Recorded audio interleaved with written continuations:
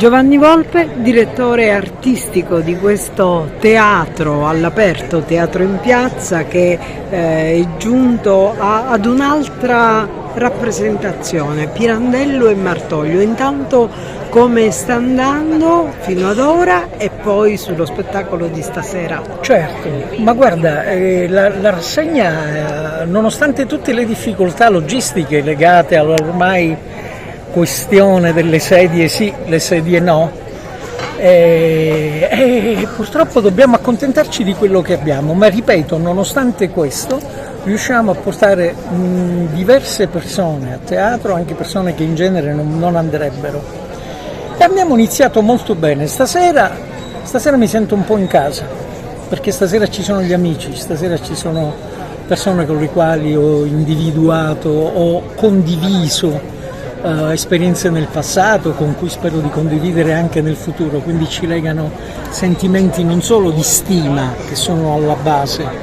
di questo tipo di rapporto teatrale, ma anche di affetto. Penso a Rosa Maria Montalbano, penso a Paolo Di Noto, ma penso anche a Ilaria,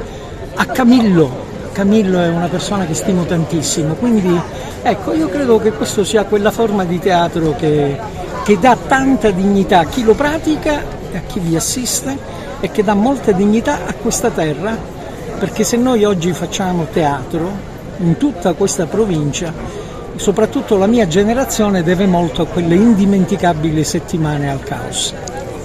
Questa sera a Porto Empedocle questo connubio, questa scritta a quattro mani tra Pirandello e Martoglio. Come mai avete scelto questa tra un ventaglio variegato sicuramente di proposte? Sì, la scelta è caduta perché volevo fare incontrare questi due autori che sono poco rappresentati insieme per quanto riguarda la drammaturgia siciliana, diciamo. E poi mi ha intrigato un po' la storia, la trama di questa commedia, dove c'è appunto la popolarità di Martoglio con un po', chiamiamola, filosofia pirandelliana, che si sposavano abbastanza, come dire, bene per quanto riguarda il progetto che io avevo nel volere mettere in scena questo spettacolo. Si parla di gelosia, si parla di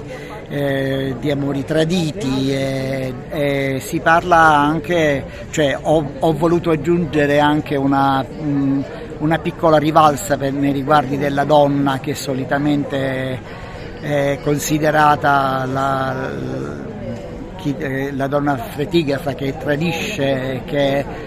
va sempre condannata, mentre invece io ho voluto alla fine riscattare questa donna che nonostante abbia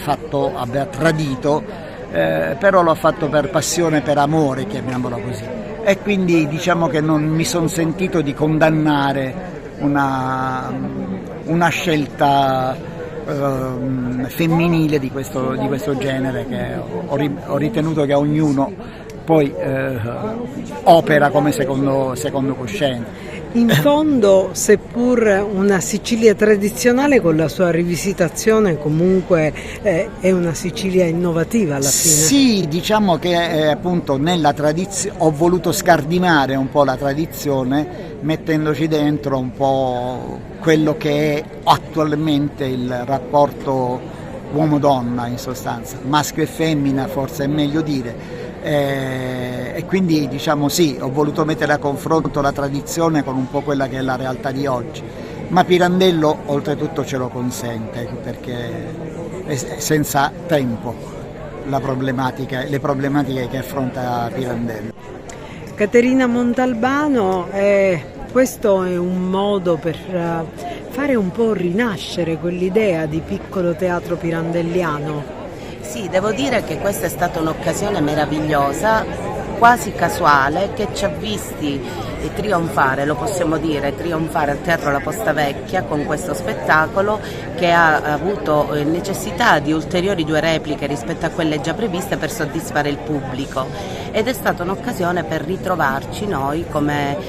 genesi del nuovo piccolo teatro che speriamo di far rinascere, di rifondare, di riproporre al più presto, perché crediamo e siamo fermamente convinti che quel piccolo spazio che ci apparteneva e che è rimasto scoperto per tanto tempo ora possa tornare nella nostra disponibilità. Assessore, l'estate in Empedoclina procede con un grande successo di pubblico, questa sera ancora il teatro. Sì, questa sera siamo con la terza serata del Premio Vigata,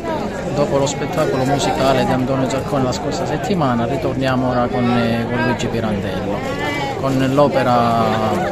scritta insieme a Nino Martoglio, La Violanza, che sarà messa in scena dalla compagnia Libero Canto Calliope di Agrigento. Il teatro costituisce il fiore all'occhiello dell'estate in Empedoclina. Ringraziamo tutte le compagnie che partecipano a questa rassegna e ringrazio sempre gli organizzatori Giovanni Volpe e Mario Silvano.